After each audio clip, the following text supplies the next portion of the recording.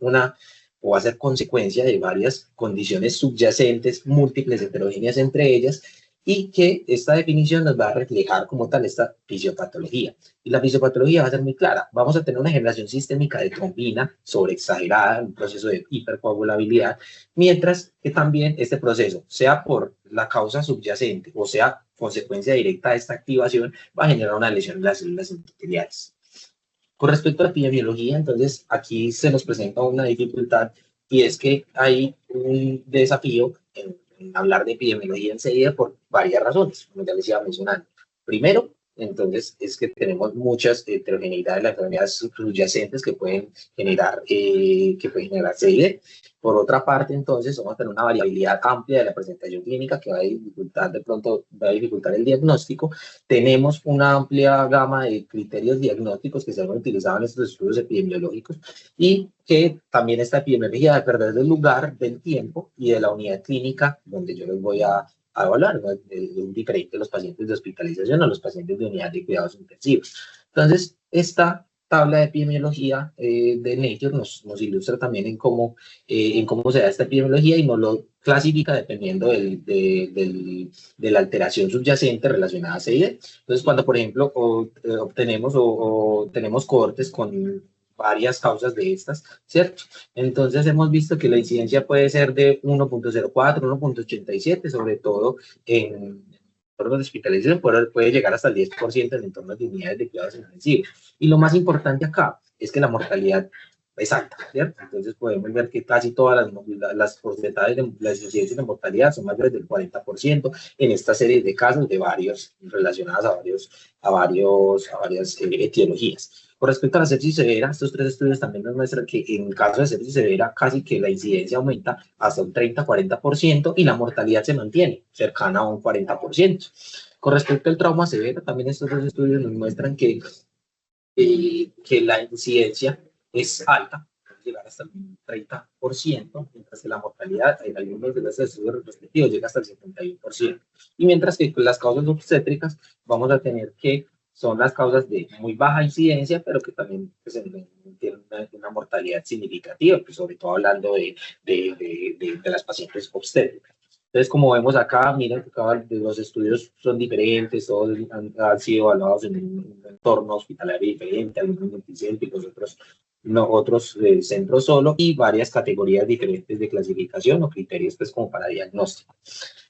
Nos intuyen que de pronto hay una mortalidad en descenso, aunque es difícil realmente de caracterizar en la medida en que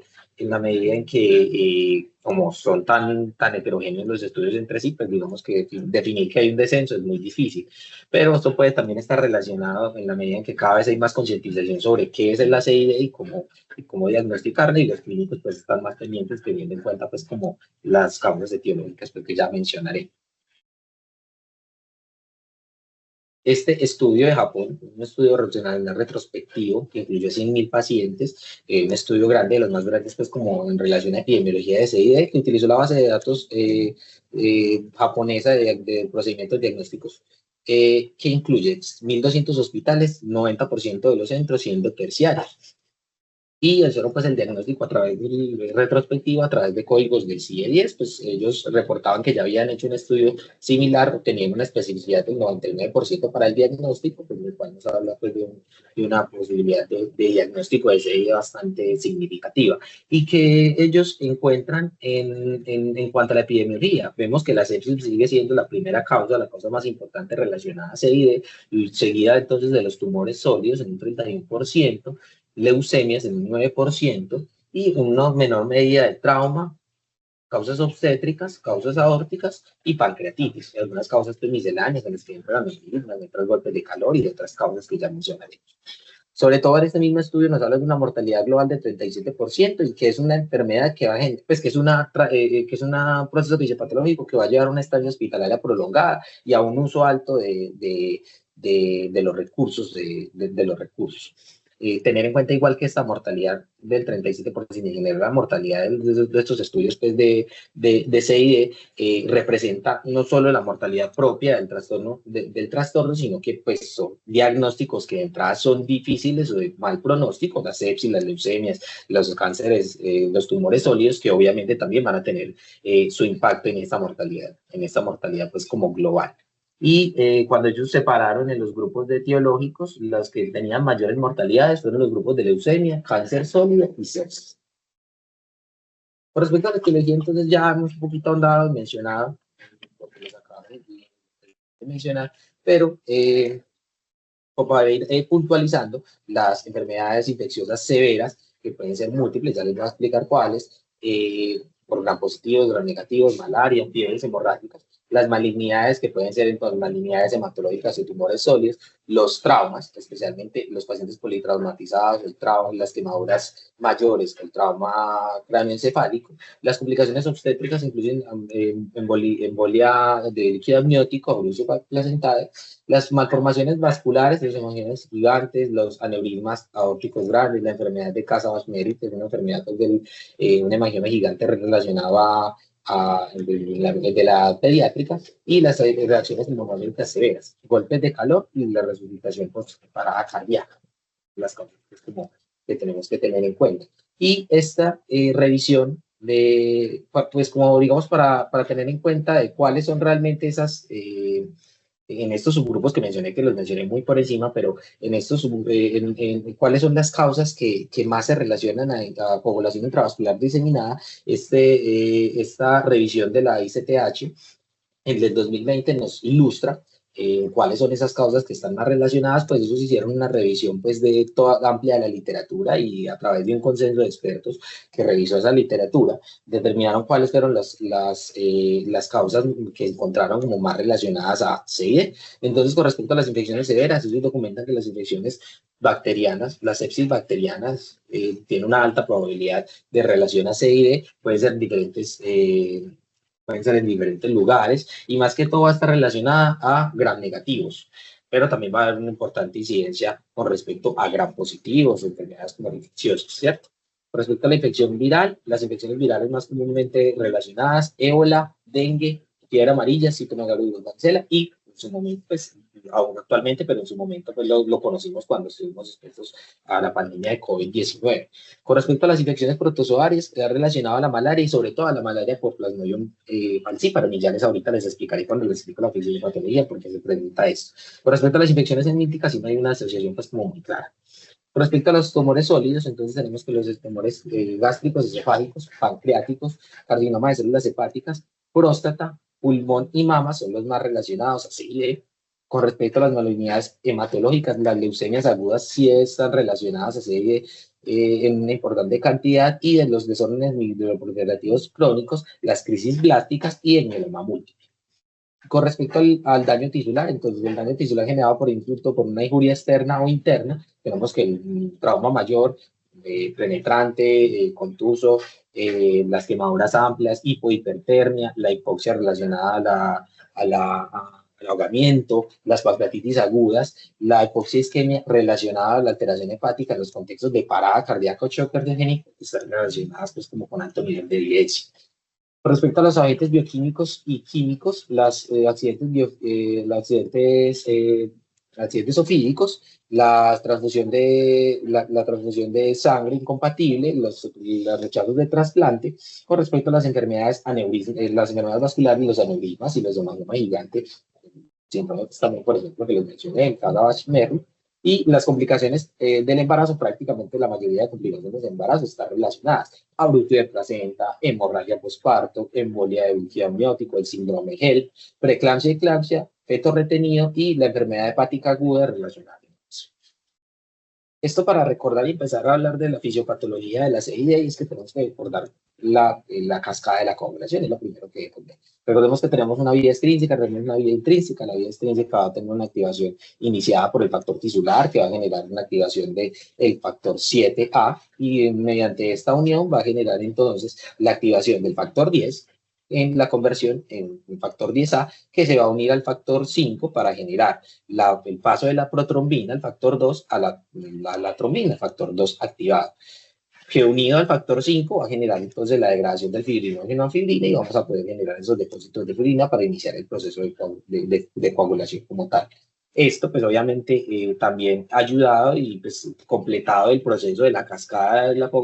coagulación a través pues del depósito pues de la agregación plaquetaria. Esto pues, mencionado por la vía extrínseca. Con respecto a la vía intrínseca, entonces, intrínseca tenemos que vamos a tener la activación del factor 11, el factor 11 va a activar el factor 9, el factor 9 se va a unir al factor 8 y este factor 8 activado va a generar la activación también del factor 10 y del factor 10A y vamos a tener pues como las mismas consecuencias.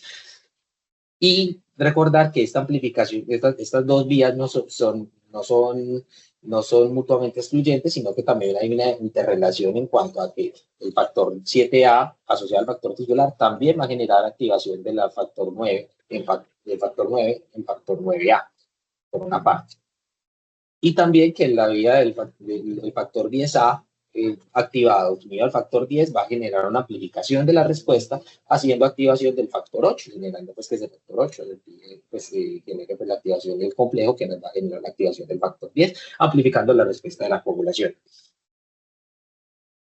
Resta pues también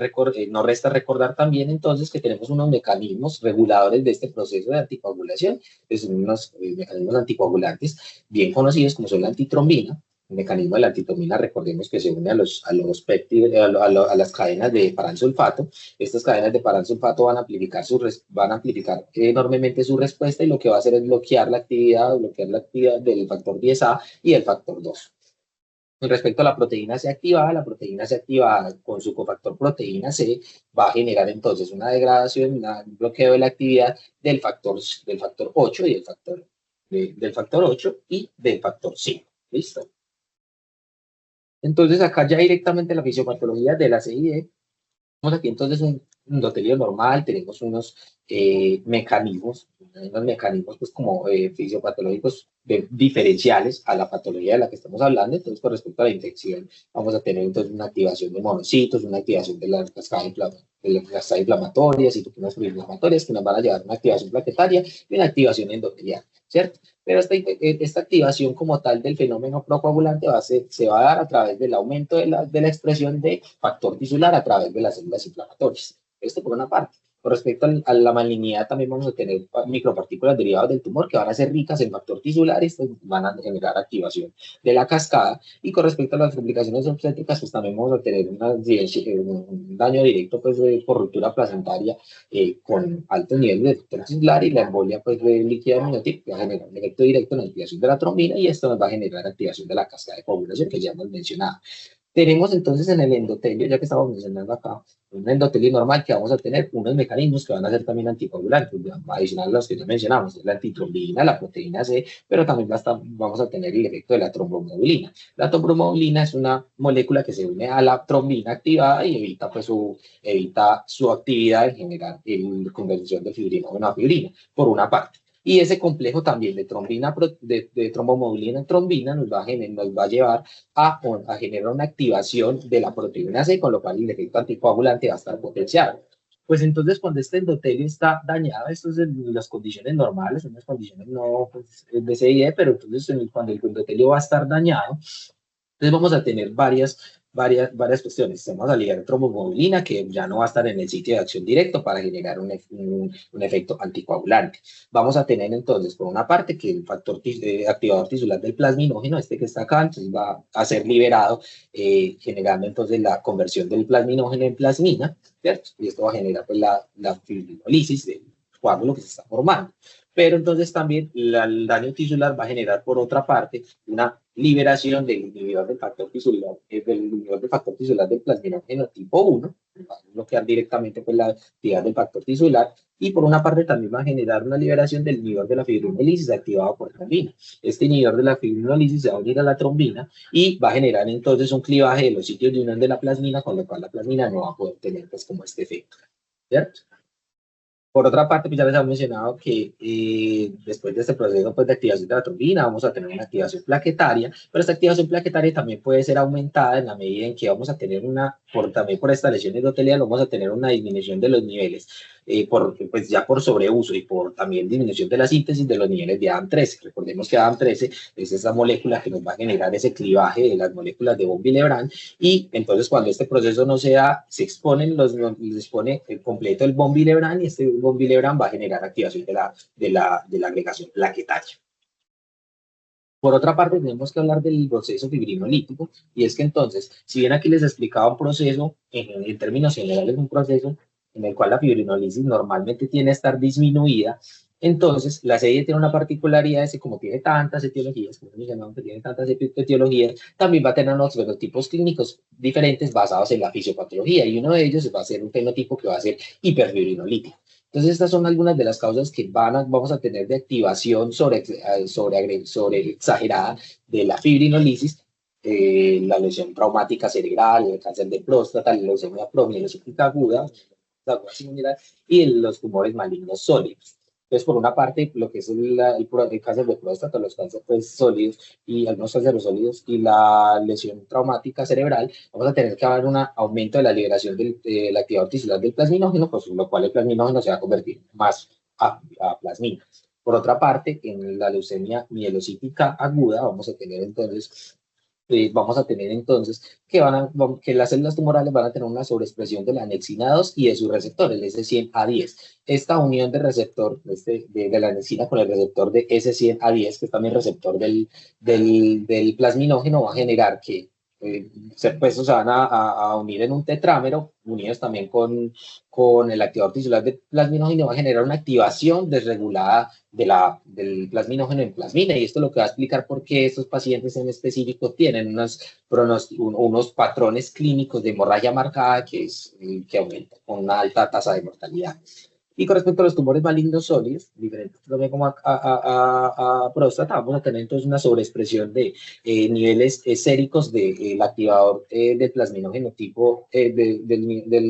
inhibidor del activador del activador de plasminógeno tipo uroquinasa y de los receptores en las células, por lo cual también vamos a tener un aumento de la síntesis de plasmina con los efectos pues, de la producción de plasmina con los efectos pues, de fibrinolisis directa del coágulo. Eso también se va a ver entonces en las lesiones endoteliales que puede generar otras causas, por ejemplo la hipoxia, el golpe de calor, los paros, la resucitación parada cardíaca, el sangrado postparto crítico y la asfixia y el ahogamiento. Entonces, finalizando, pues como para puntualizar, siempre vamos a tener un fenómeno de activación de trombina sobreexagerado, pero entonces el fenotipo clínico va a depender entonces si esta activación de trombina y los fenómenos subsecuentes van a generar un estado procoagulante y antifibrinolítico en el cual vamos a tener entonces una predominio de manifestaciones trombóticas y vamos a tener un estado que es más anticoagulante y profibrinolítico en el cual van a ser más manifiestas las manifestaciones de sangrado. Y esto es lo que se ve aquí con respecto al espectro clínico amplio, ¿cierto? Entonces, con respecto a los más hemorrágicos, las leucemias promielocíticas agudas, por ejemplo, van a tener unas manifestaciones predominantemente hemorrágicas o unas manifestaciones trombóticas en el contexto de una púrpura fulminans, una tromboflebitis nigrans. La sepsis, por ejemplo, tiene que ser un poco más trombótica y el trauma tiene que ser hemorrágico en los primeros pasos. Entonces, toda esta carretada, es mucho de fisiopatología, pero toda esta carretada para decir que es importante clasificar el fenotipo clínico de los pacientes de CID, porque eso es lo que nos va a definir cómo vamos a tratarlos. El paciente que solo tiene una CID pura, en el que el patrón de la fibrinolisis va a ser disminuido, el patrón va a ser predominantemente, el fenotipo va a ser predominantemente trombótico, mientras en el que tiene adicionalmente aunado una hiperfibrinolisis, pues vamos a tener un fenotipo fibrinolítico, unas manifestaciones principalmente desagradables. Lo mismo pues nos grafica nos muestra esta gráfica en la cual dependiendo de la patología vamos a ver cómo esas proporciones de fenotipos trombóticos, fenotipos fibrinolíticos es más común a cada uno de los diferenciales pues, que puedan llevar. Otra cosa importante con respecto al aspecto clínico es que debemos dividir también esto relacionado a la cuestión de manifestaciones clínicas, pues eso tiene una explicación fisiopatológica en que el espectro clínico se divide en una CID aguda y una CID crónica. Entonces, la serie aguda es principal, es de la que casi siempre nos preocupamos, es la que más llamativa, la que tiene un espectro clínico más florido, y esto se explica porque en cortos periodos de tiempo vamos a tener una exposición pues, aumentada a grandes cantidades de factor tisular. Es la que explica la mayoría de las causas, y pues estos mecanismos no se logra tener una compensación, y por eso también se le llama pues el estado descompensado, porque no logramos tener unos mecanismos compensadores para la respuesta aguda. Entonces, aquí es donde vamos a ver en particular esas manifestaciones de trombocitopenia, prolongación de tiempos de coagulación y número elevado. Ya lo vamos a revisar adelante, pero esas van a ser pues el cuadro florido. Mientras que el cuadro crónico por el contrario, es un cuadro más larvado, incluso asintomático, en el cual vamos a tener fisiopatológicamente una exposición en el tiempo prolongada a cantidades mínimas de factor tisular. Esto va a generar, esto va a ser muy relacionado a malignidades avanzadas, muertes intrauterinas, vasculitis, patología relacionada a hemangiomas, y el cuadro no va a ser florido, y las manifestaciones en los hallazgos de laboratorio no van a ser tan claras porque se logra una serie de mecanismos compensadores. Entonces no va a haber una menor prolongación de tiempos de coagulación, una menor trombocitopenia, ¿cierto? Y como les menciono, puede ser asintomático, pero en algunos casos pues, puede tener más. Cuando ya sí es florido, pues puede tener más probabilidad. Y este espectro clínico lo vamos a ver muy claro en la cuestión de los pacientes con cáncer, ¿cierto? Que les explicaba anteriormente. Y es que, por ejemplo, aquí vemos cómo el espectro clínico de los pacientes con cáncer puede dividirse en unas etapas, en varias, digamos que en un espectro, en una línea, ¿cierto? Entonces, pacientes que vienen y que son procoagulantes, entonces que eso es más relacionado a enocarcinomas, carcinomas pancreáticos, el de próstata, los adenocarcinomas del tracto gastrointestinal, un patrón hiperfilinolítico que ya les mencioné, las leucemias, y un patrón subclínico que va a estar en el resto de pacientes con cánceres sólidos. Y ahí es donde eso cambia, este fenotipo, este fenotipo clínico nos va a cambiar el abordaje porque los síntomas clínicos van a ser diferentes, las manifestaciones van a ser diferentes y como las terapias pues ya subsecuentemente van a ser diferentes. Con respecto a las manifestaciones clínicas, entonces tenemos que en esta revisión el sangrado estuvo presente en el 54% de los pacientes, y sobre todo, como les mencioné, que la definición va a generar algunos grados de disfunción orgánica. La disfunción renal, la disfunción hepática, la disfunción respiratoria son relativamente comunes, salen todos en el 20% de los pacientes. Fenómenos tromboembólicos hasta en un 7% de los pacientes, y un compromiso del sistema nervioso central más raro, más aislado, pero sí también presente. Las manifestaciones esta proporción es en términos generales a seguir, pero todo va a depender de la etiología, realmente de la etiología subyacente y del patrón fenotípico del cual estábamos mencionando, pudiendo llegar incluso a estados de embolia venosa tan marcados como es esta imagen, que es una púrpura fulminans, en la cual entonces ya tenemos zonas de necrosis cutánea en relación a microtrombosis venosa diseminada en relación a una deficiencia adquirida o congénita de la proteína C, y que pues al menos en nuestra parte adulta tendemos a ver más comúnmente asociados a infecciones diseminadas en los casos de neumococo o meningococcus. Continuando pues por las manifestaciones clínicas, también nos muestra entonces en este espectro clínico de la coagulación intravascular diseminada compensada y descompensada, ¿cierto? Podemos ver entonces lo que ya les había mencionado, y es que los parámetros de laboratorio van a estar claramente alterados en el contexto descompensado agudo, mientras que en el crónico puede ser muy variable. Por ejemplo, entonces en el agudo la conjuntiva plaquetaria va a estar reducida, los tiempos de población van a estar prolongados, bastante prolongados. El fibrinógeno, el factor 5 y el factor 8, pues como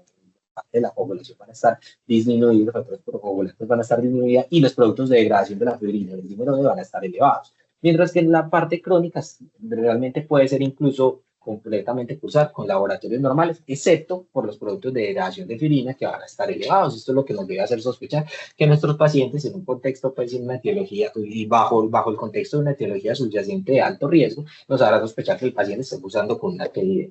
al menos de una manera crónica, y nos va a ayudar pues obviamente a tener una conducción.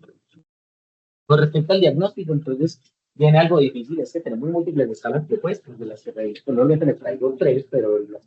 6, 7, hay bastantes. Pero entonces, eh, tener en cuenta que estas escalas tienen una muy pobre sensibilidad para detectar etapas tempranas. Estas escalas prácticamente han sido diseñadas para hablar de sedia aguda y de enfermedad manifiesta. Lastimosamente, estas escalas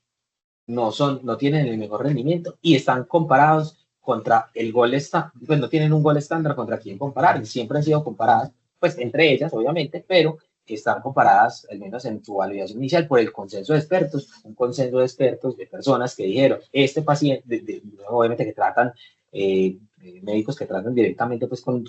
frecuentemente con estos pacientes, pero que determinan por juicio clínico que estos pacientes están cruzando con una CID. Entonces, obviamente, este gol estándar no es el idóneo, es como para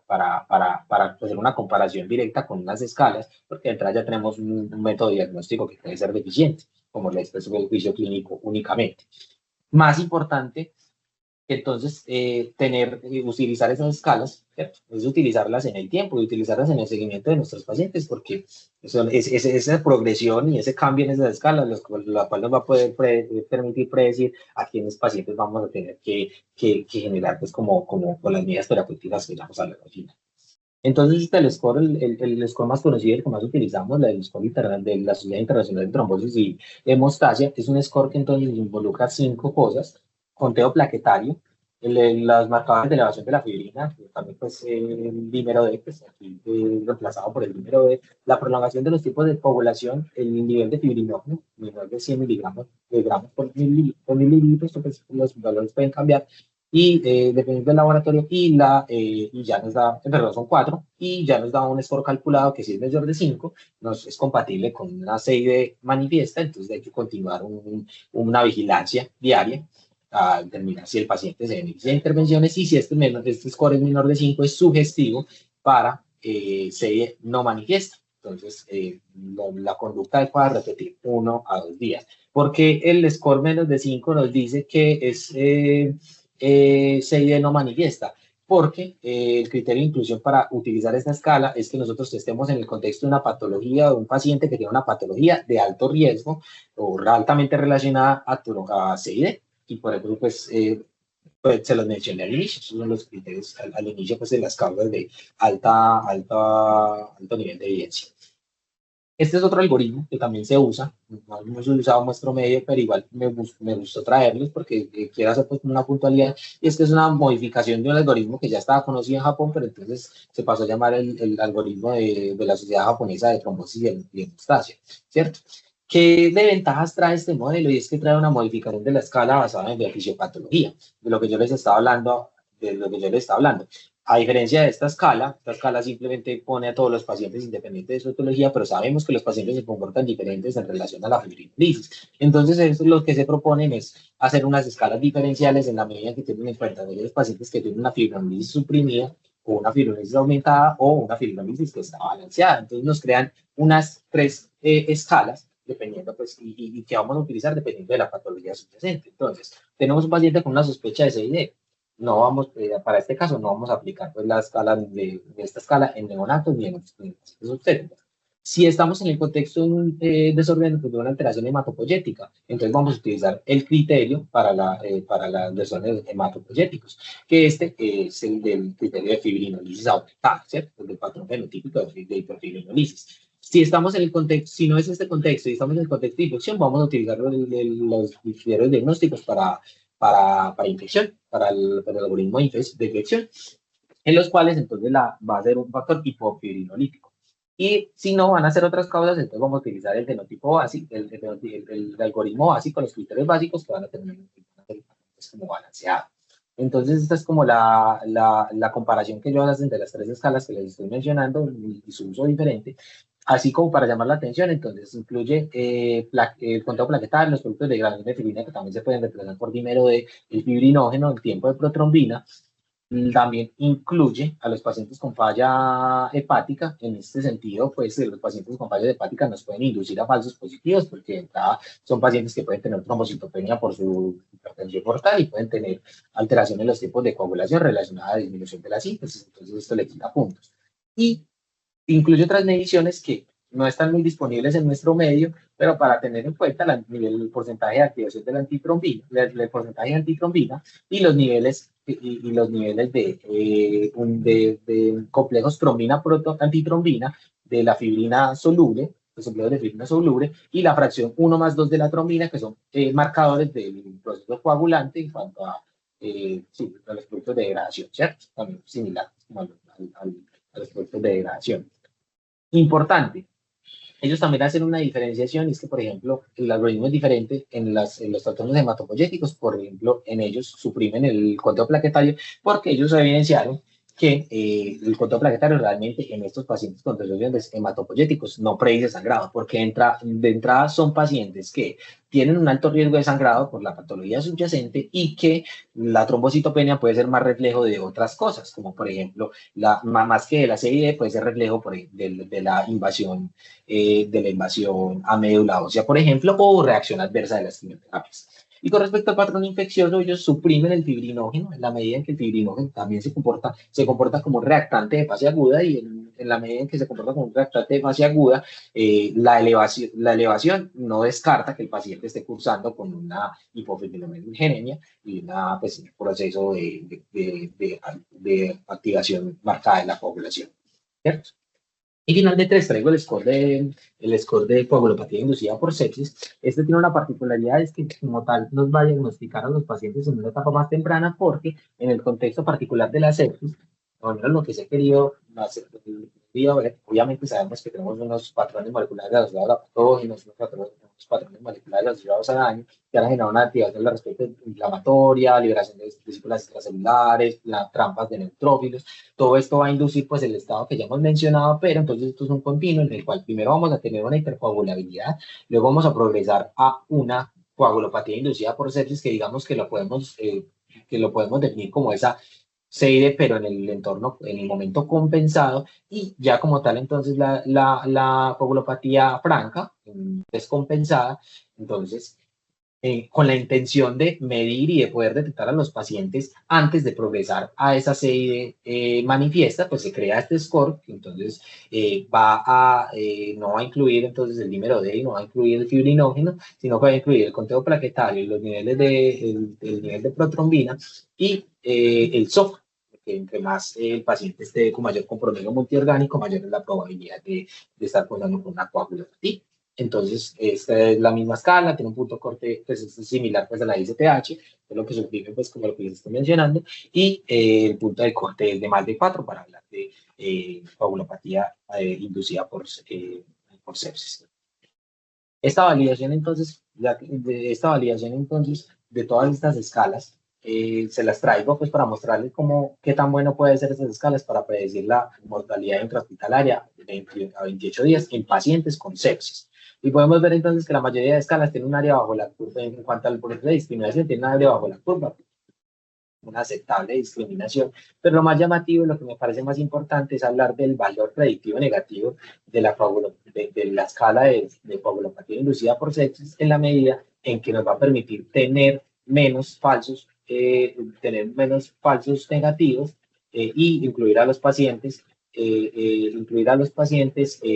desde etapas más tempranas del proceso fisiopatológico de su enfermedad, que permita pues generar unas estrategias, una mayor vigilancia y unas estrategias pues, terapéuticas adicionales. Con respecto a los diagnósticos diferenciales, tenemos múltiples diagnósticos diferenciales a tener en cuenta. La cirrosis hepática va a ser uno de los más comunes. Los pacientes de todos los que acabo de mencionar pueden tener una alta probabilidad de cirrosis hepática, pero si bien vamos a tener en este caso, el conteo plaquetario puede estar estable o una disminución leve. Normalmente los pacientes con cirrosis hepática no tienen trombocitos debajo de 100.000. Los tipos de coagulación van a estar elevados, pero no tan marcados como pueden estar en esta patología, y que luego vamos a tener una clara compromiso de la función hepática. Vamos a ver que el paciente pues, va a tener unos excesos clínicos, multifaccitis, de hemorragia variceal, de encefalopatía hepática, que nos va a ayudar pues, a hacer otro diagnóstico. Con respecto a las microangiopatías trombóticas, angiopatías trombóticas se van a caracterizar entonces sobre todo por una disminución de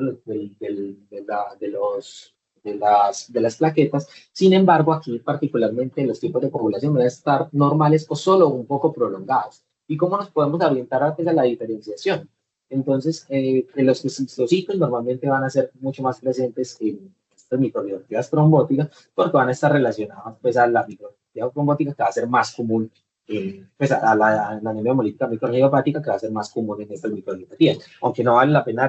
recordar que los pacientes con CIE también pueden cursar con algún grado de anemia hemolítica microangiopática y hasta un 10% pueden tener esquizocitos. El grado de hemólisis va a ser más marcado y particularmente para el caso de la púrpura trombocitopénica trombótica, pues los niveles de AM13 van a estar muy disminuidos, ¿cierto? Con respecto a la trombocitopenia inducida por heparina, el conteo plaquetario va a estar ligeramente disminuido, pero no tan marcado. Los tiempos de coagulación aquí se van a caracterizar por estar normales y pues va a estar claramente una historia de uso de heparinas y si medimos pues, los anticuerpos eh, antifactor plaquetario 4, pues van a estar positivos. La relación temporal pues, con la heparina es como lo más importante. Con respecto a la trombocitopenia relacionada al embarazo, en la trombocitopenia benigna, que es por hemodilución, pues los pacientes van a tener una trombocitopenia leve, las pacientes van a tener una trombocitopenia leve, pero los tiempos de coagulación van a estar normales. Y específicamente para el síndrome HELP, que es el de hemólisis, elevación de las enzimas hepáticas y conteo plaquetario bajo, el conteo plaquetario va a estar bajo, los tiempos de coagulación solo van a estar prolongados en caso de que estemos en un contexto de falla hepática aguda y van a tener pues una manifestación ya más de hepatopatía. ¿Listo? Con respecto a la supresión de la médula ósea, pues las plaquetas van a estar disminuidas, pero pues vamos a tener pues, con el resto de las plaquetas también disminuidas, una parte más pequeña. Y las hemofilias heredadas o adquiridas pues van a tener solo una elevación en del PTT y una normalización del TP. Y esto pues lo vamos a confirmar mediante la medición de los factores en los cuales vamos a determinar una deficiencia o vamos a encontrar una presencia de anticuerpos, pero con respecto a los marcadores potenciales, ya les mencionaba algunos, pues básicamente los marcadores potenciales relacionados a CID, con los que de pronto eventualmente podamos tener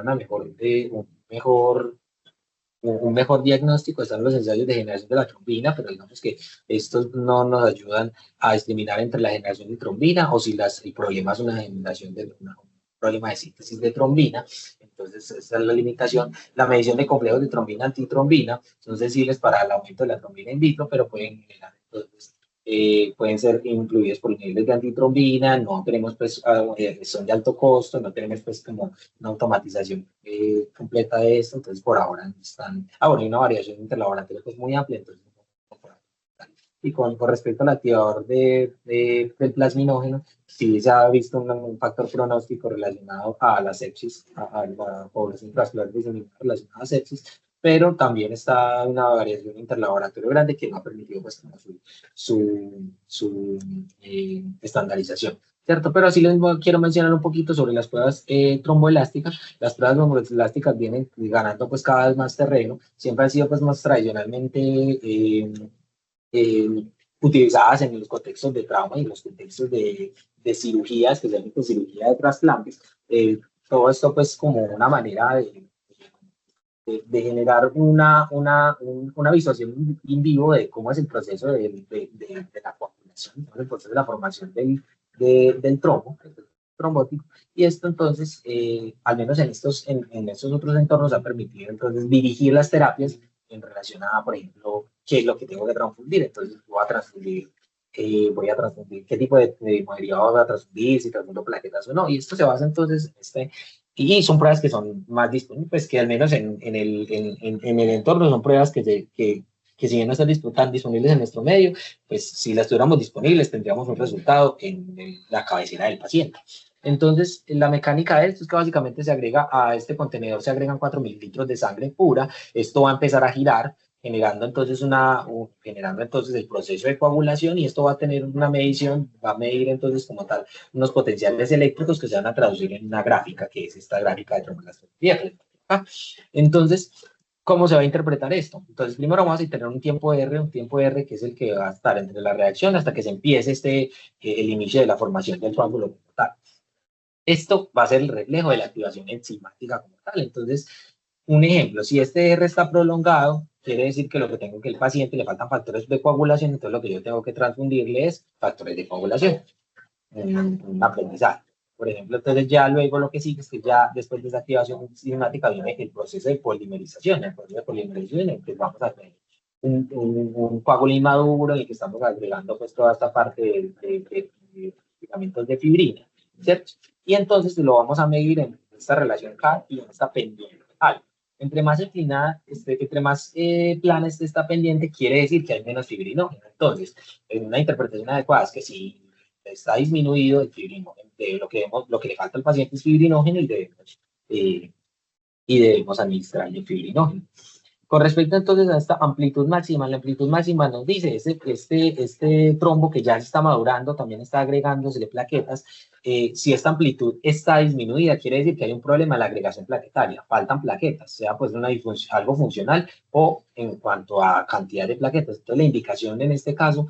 sería transfundir plaquetas. Y finalmente el proceso de fibrinolisis, en el cual vamos a ver el lisis a los 30, vamos a ver el porcentaje de lisis a 30 minutos. El porcentaje de lisis a 30 minutos lo que nos va a decir es que si, por ejemplo, el porcentaje de lisis está aumentado, quiere decir que estamos en un contexto de una hiperfibrinolisis. Entonces, nuestro paciente ya sabíamos más o menos por cuál es el patrón del HA. Entonces, si vemos más o menos todo esto, este proceso de formación de coágulos, sí nos orienta a decir, el paciente está en un proceso de un patrón fenotípico más de una hiperfibrinolisis, requiere o no ciertos hemocomponentes, cuáles requiere, entonces esto pues va a tener un impacto, no solo en el diagnóstico, sino en el tratamiento.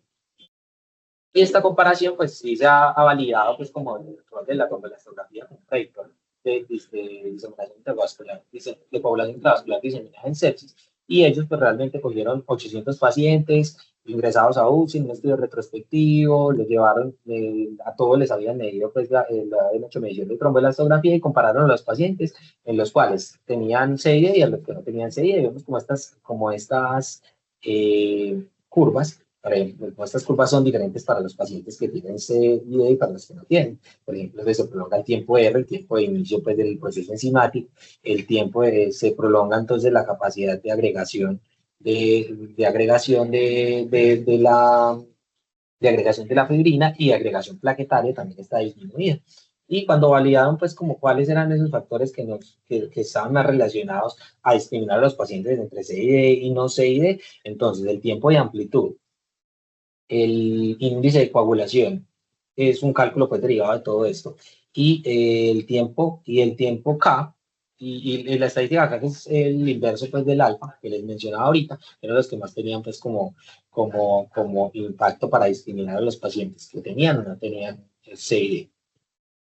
Respecto al tratamiento, entonces, el pilar fundamental es estabilizar a los pacientes y definir y tratar la condición relacionada a esto. Entonces, para eso vamos a tener pues, una sospecha clínica, vamos a utilizar cualquiera de los scores que les hemos mencionado, cuál es compatible, trataremos la condición, es lo que tenemos que hacer para poder mejorar a nuestro paciente, y ya dependiendo del fenotipo clínico, vamos a determinar el resto de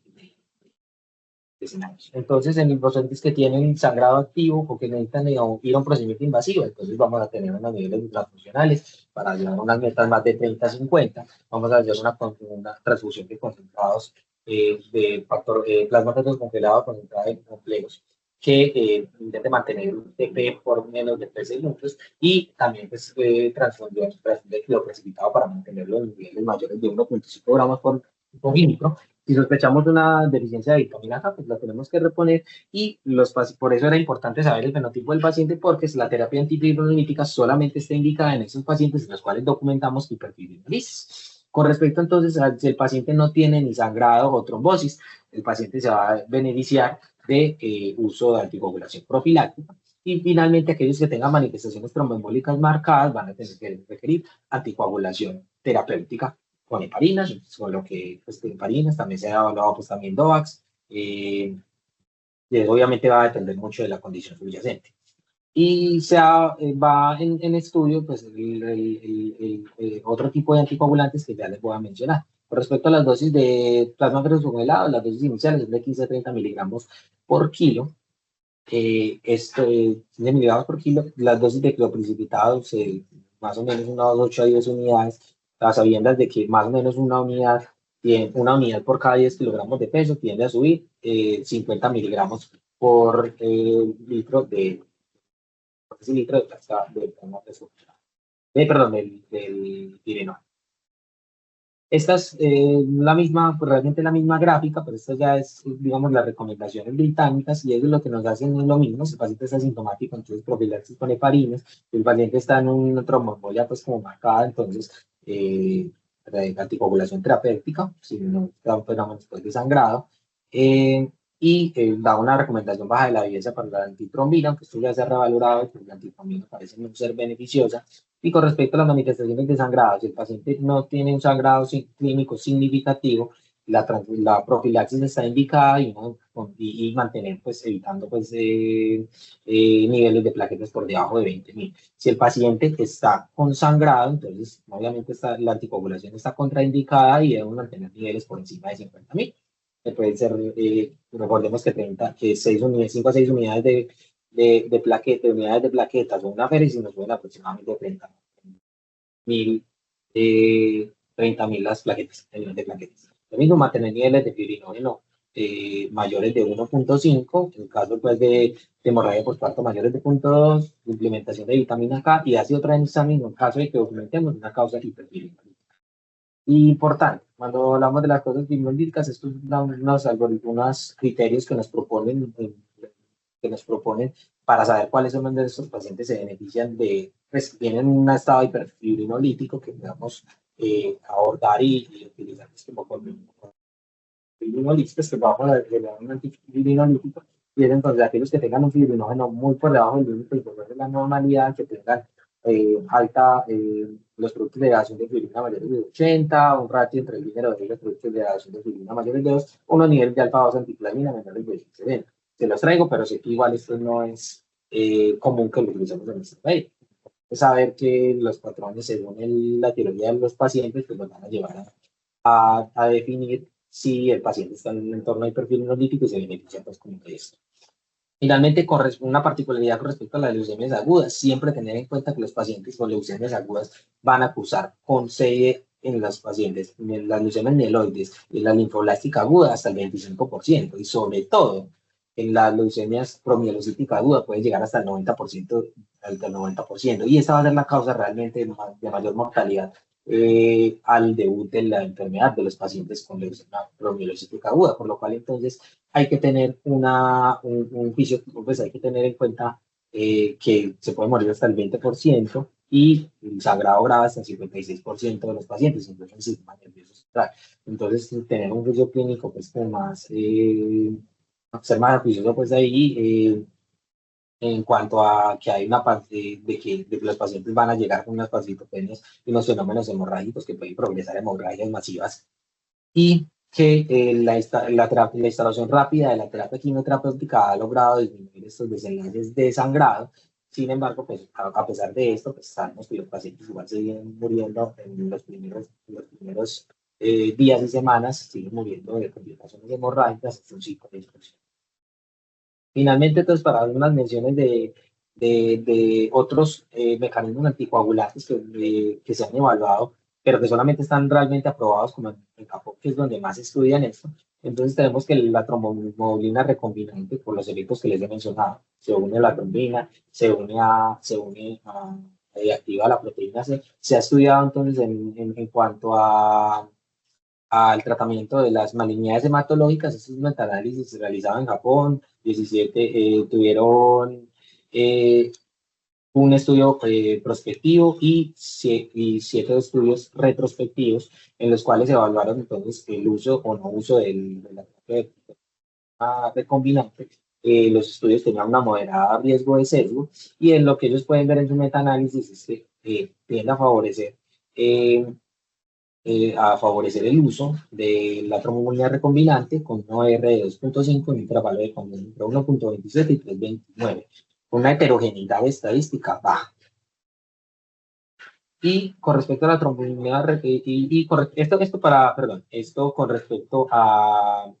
la tasa de recuperación de CID. Y con respecto a los fenómenos hemorrágicos, se ve todavía un beneficio más importante de 0.21, una R 0.21 con un intervalo de confianza de 0.08 a 0.50, con una heterogeneidad también baja, estadística baja. Y con respecto entonces a esto también ha sido estudiado coagulación intravascular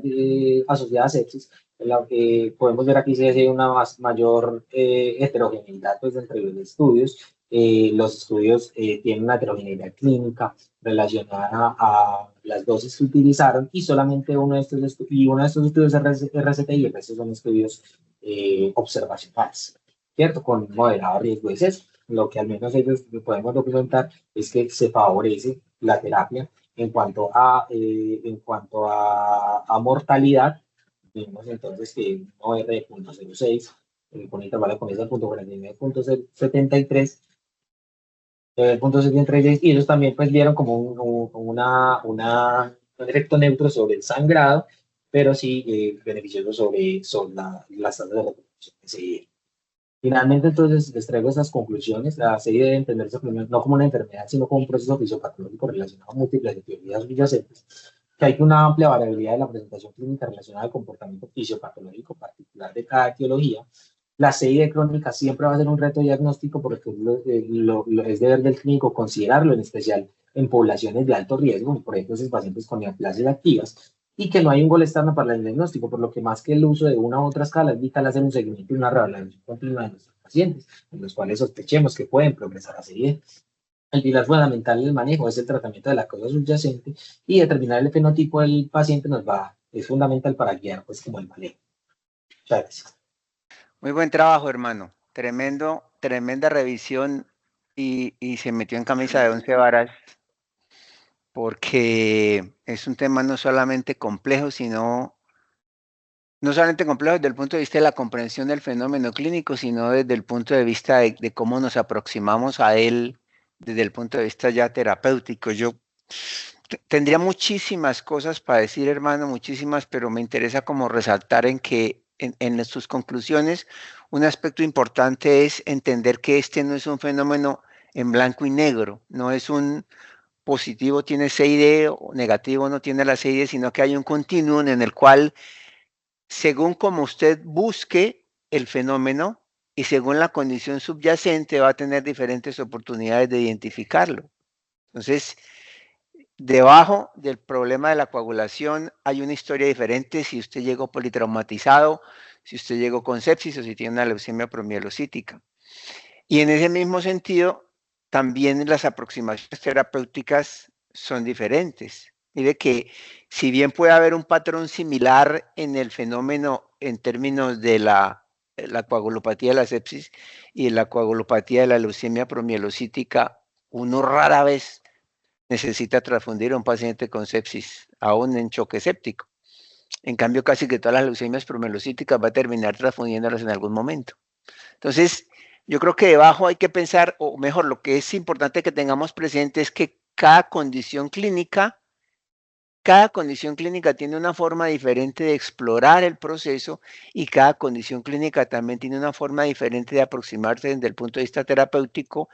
independiente, en eso difiere un poquito de lo que han dicho en la literatura, independiente de que las pruebas de laboratorio les sugieran que exista un fenómeno fibrinolítico o que exista un fenómeno trombótico, ¿ya? De base, hay una enfermedad que tiene más o menos indicaciones. En el paciente politraumatizado está más o menos establecido y estudiado cómo hacer las combinaciones de factores, las combinaciones de tipos de transfusiones y en qué momento empezarlas. En el paciente con sepsis eso no está definido. Rara vez uno realmente transfunde un paciente con sepsis. En el paciente que tiene como origen de su trastorno una neoplasia ocurre algo similar. Usted está pensando más en el tratamiento de la condición, en el tratamiento de base que en la necesidad de hacer suplencias o de tratar un fenómeno trombótico. Entonces, me parece importante resaltar que siempre la condición clínica en la que estamos analizando al paciente da una primera señal acerca de qué es exactamente lo que tenemos que hacer desde el punto de vista terapéutico con los pacientes. Y otra cosa que mencionó por ahí también me parece importante resaltar, yo creo que la tromboelastografía puede tener mucho potencial eventualmente, pero realmente en este momento no es claro que podamos tomar decisiones con ellas de ningún tipo, porque aún en trauma los estudios son muy prematuros para saber, es decir, para basarse solamente en los parámetros de la tromboelastografía para tomar decisiones en términos de transfusión. Y con la trombomulina y con todos los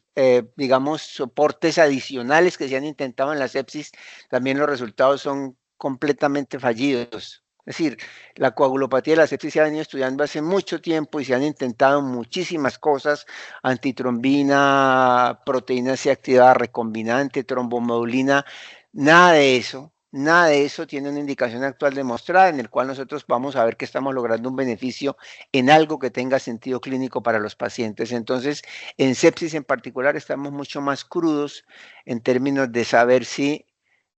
la activación de la coagulación es solamente un epifenómeno o si realmente necesitamos intervenir sobre ella específicamente para tratar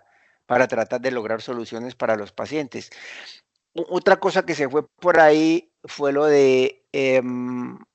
la propuesta que tiene la Sociedad Europea sobre el tipo puntual de puntaje para reconocer la coagulopatía en la sepsis, ellos plantean que puede ser válido excluir el dímero D o si tenemos productos de degradación de fibrinógeno, excluirlos de ese puntaje o excluirlos de las características que permiten identificar la coagulopatía en la sepsis. Eso es un error. Es decir, el dímero D, o como digo, si tenemos productos de degradación de fibrina, que rara vez vemos acá, pero el dímero D en particular, que lo tenemos en todas partes, está muy claramente relacionado con el pronóstico en la sepsis. Esas son investigaciones que hemos hecho acá, no sé si por acá el doctor Rodelo, un trabajo de hace muchos años en el cual identificamos el dímero D de manera lineal en el paciente con sepsis desde el servicio de urgencias. Mayores valores de dímero D son marcadores independientes de mal pronóstico, de mortalidad, de necesidad de UCI y de más tiempo de estancia hospitalaria. Entonces, no es posible o no tiene mucho sentido excluir el dímero D independiente del diagnóstico. El asunto no es decir, este paciente tiene o no tiene CID, el asunto es decir, este paciente tiene un mayor trastorno en la coagulación y por lo tanto mayor riesgo de morirse. Es una observación que logramos a partir no solamente de las plaquetas, no solamente de los pruebas tradicionales de coagulación, sino muy importante del dímero D. El dímero D probablemente sea un marcador bastante temprano y bastante útil para señalar mal pronóstico en los pacientes que nos consultan por infecciones graves en urgencias. Muy bien, hermano, felicitaciones. Juan Pablo, excelente presentación. Muchas gracias, muy claro y muy preciso todo. Yo quiero hacer un énfasis especialmente en una enfermedad que no se nos puede pasar por alto a ningún médico, especialmente a los internistas. Lo hemos visto aquí mucho en el hospital y es la leucemia promielocítica. Sí, es tal vez pues un escenario de una emergencia hematológica. Más del 80 al 90% de los pacientes con leucemia promielocítica debutan con una CID y tienen alto riesgo de hemorragias fatales, específicamente en sistema nervioso central. Tener la sospecha es muy importante porque un diagnóstico oportuno va a cambiar completamente el pronóstico del paciente. Usualmente son pacientes jóvenes, entre los 20 y 40 años, que vienen con motivos de consulta de sangrados o equimosis espontáneas, petequias, y cuando se les hace un hemograma se encuentran pancitopénicos o pueden estar visitopénicos, leucopenia o trombocitopenias severas, y en el extendido de sangre periférica hallazgos de blastos, ¿sí? Uno no se puede quedar solamente con los hallazgos en el hemograma, inmediatamente es necesario hacer los laboratorios que nos has indicado de buscar CID, tiempos de coagulación, dímero de fibrinógeno y empezar un manejo inmediato porque, como bien lo dice el doctor Fabián Jaimes, la CID es una enfermedad dinámica, puede que hoy por el score no nos dé, sí, pero si repetimos en 24 o 48 horas, ya puede estar en una CID franca y el riesgo hemorrágico será altísimo. Entonces, en estos pacientes es muy importante hacer o tener esta precisión diagnóstica inicial, tomar todas las medidas y asegurar con soporte transfusional precisamente para evitar ese desenlace en sangrados en el sistema nervioso central. Entonces, usualmente se requiere tener plaquetas por encima de 30.000, si el INR está mayor de 1.52, poner plasma fresco, si el fibrinógeno es menor de 150 miligramos decilitro, transfundir con crioprecipitados, y solo con la sospecha diagnóstica ya es indicación de empezar el ATRA. Es una enfermedad que hemos tenido cuando se muere el paciente, uno siempre dice que se pudo haber hecho temprano, entonces sí quiero que se sensibilicen mucho con este tema y específicamente en este escenario siempre sospecharlo. Muchas gracias, Juan. Hola Juanpa, ¿cómo estás? Buenas días a todos. Juanpa, muchas gracias por la excelente revisión, hermano. Quería solamente una acotación, algo que habías mencionado que me parece interesante y quería como acotarlo, y es que en los pacientes con falla hepática o con cirrosis avanzada ya, es muy difícil hacer la diferenciación entre CID y si la coagulopatía es por CID o cirrosis, porque muchas veces también los pacientes con cirrosis avanzada tienen trombocitopenia, pueden hacer un grado de lesión renal, pueden hacer también, es una de las causas, de hecho la cirrosis avanzada es una de las causas de hipofibrinogenemia, y aquí un paraclínico importante para diferenciarlo una de la otra es la actividad del factor 8. Actividad del factor 8, si está disminuida, apoya CID, si está normal o aumentada, apoya una coagulopatía asociada por cirrosis. Esto es porque el factor 8 se produce en las células endoteliales, tanto en las células endoteliales hepáticas como extrahepáticas, y por eso es que, digamos, cuando solamente hay una coagulopatía en un paciente con cirrosis avanzada, la actividad de factor 8 estaría normal o incrementada, que es uno de los pocos, digamos, hallmarks que llaman en la literatura para diferenciar entre CID y cirrosis.